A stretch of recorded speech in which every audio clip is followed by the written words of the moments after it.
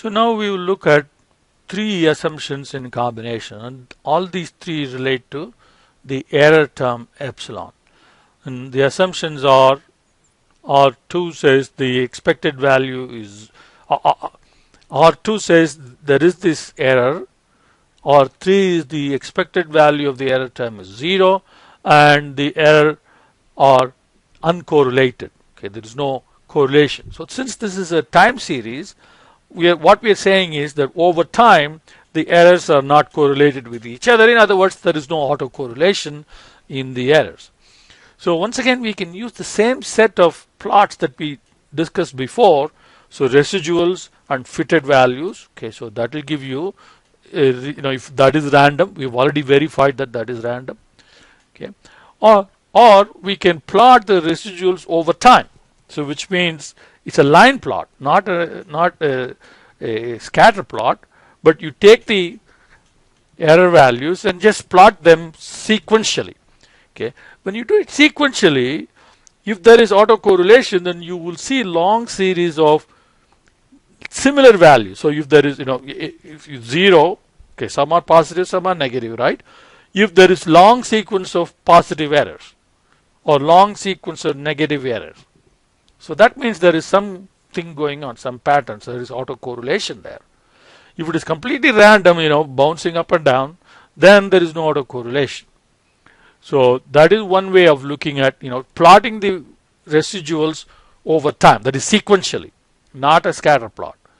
Or we can do the autocorrelation function and PACF. We won't do PACF yet, the partial autocorrelation. But if we look at ACF function, and we will look at some patterns in ACF function and then see whether the autocorrelation within the errors is there or not.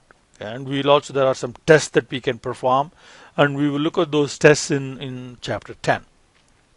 Okay, so these are the we will do two plots. We will plot the residuals over time, and then we will do ACF and then look at those two.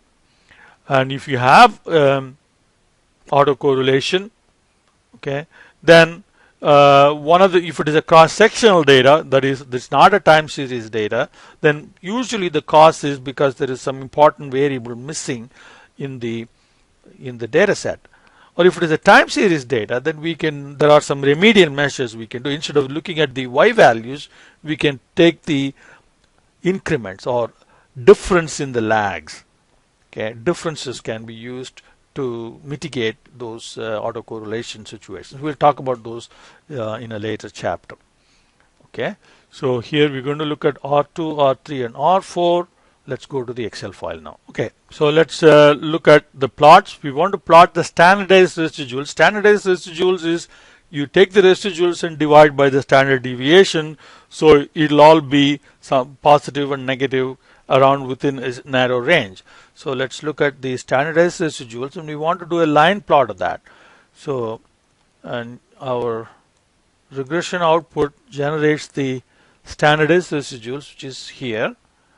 Okay, so let's go down. Okay, so those are the standardized residuals, and we'll insert a line plot. Okay, so we'll do that one. So let's move it. So this is standardized residuals over time.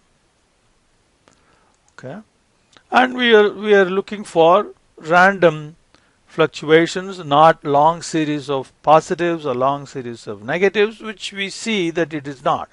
It's bouncing up and down, up and down. There is no long series of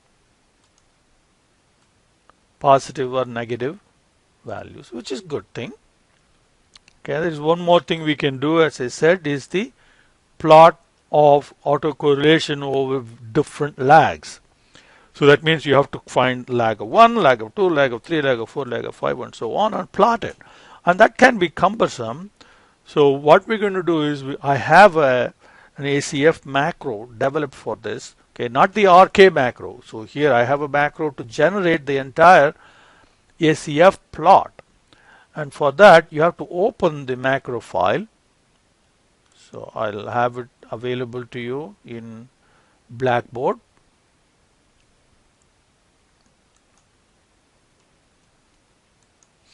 So it's called ACF and more XLAM file. Open that. Okay, enable macros. Okay, so nothing will happen here because all this does is it adds a tab called ACF. So now you go to ACF. So you can, if you click this close ACF, the ACF tab will be closed. It will be gone. Okay. Then you say run ACF. Now that opens up autocorrelation function window. So now you want autocorrelation for what? For the residuals. So we can start from there because there is a checkbox for labels. So when you go all the way to the bottom, okay, check that. How many lags you want? Okay. So we want, say, this is monthly. So let's say we want 3 full cycles. Okay. And where do you want to put it? So where do you want to put the output? Okay, let's put the output about over here. Click OK. And you have the autocorrelation function for residuals. And here is the autocorrelation table. So we have the autocorrelation, SERK, and then the lower and the upper limits of the tolerance limits.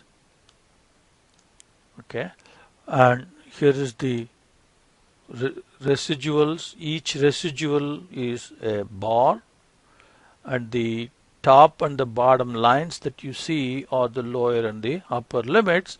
So if a bar or curve goes beyond the upper and the lower limits, then that is significant. So we have significant autocorrelation lag 1, lag 2, but lag 3, 4 is not significant. Now 5, 6 are significant, and similarly 11, 12 are significant, and again you see. So you can see that every 6 months, 6 months lag, 6 months lag, 6 months lag, looks like the autocorrelation peaks. So here, since we have monthly data, and this may be significant because in a monthly data, every 6 periods, if the autocorrelation becomes significant, so that means there is maybe some seasonality remaining in the residuals. So that means the model is probably, the errors are autocorrelated serially over time. So we have to take that into consideration. So with this we can conclude that there is some autocorrelation. So with this we can conclude that there is seasonal, because every 6 months there is a peak and the data is monthly. So these two should, so if there is every 6 months peaking in a quarterly data, that may not mean much, or in a daily data or something. Since there is monthly and then there is 612, 612 peaking of autocorrelation, there may be some seasonality present in the residuals, and that is a cause for concern, because that means there is a pattern, autocorrelation pattern in the residuals. So the standardized residual plot seems free of patterns. So this one seems free, but however ACF shows significant autocorrelation at lags of 6 and 12 for a monthly series. So this indicates a significant seasonal variation. So we have to be concerned about that.